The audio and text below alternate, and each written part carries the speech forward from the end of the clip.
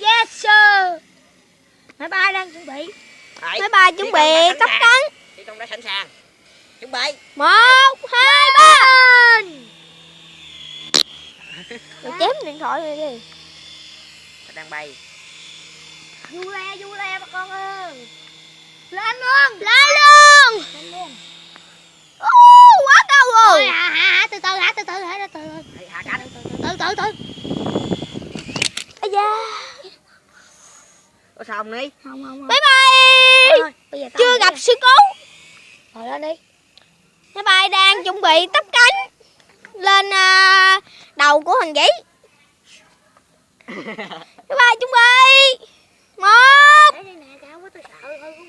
Ê, mày chơi. Máy bay đang chuẩn bị 1, 2, 3. Đã thôi, mày này cho. Đấy, từ từ, lùng lại được rồi. Kiểu mày chơi lùng thôi. Ok đó. Đạo diễn. Ê, đừng để đó xuống sông.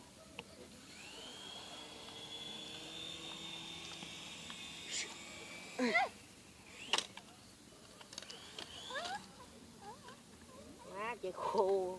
Thôi tôi trả thằng Nghĩ luôn. Một lần cuối cùng nghỉ chơi rồi. Sao mày nghĩ?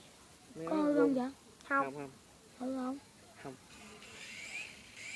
Thôi, nói tao nghỉ giá rồi. Má, thằng này gung luôn rồi. Tầm ơi! Quay nãy giờ mỗi tao chết luôn. Chạy thôi nghỉ đi. Chạy tao. Nghỉ đi. Hả? Nghỉ đi. Tao không lái được. Tao thử coi tao. Đủ má.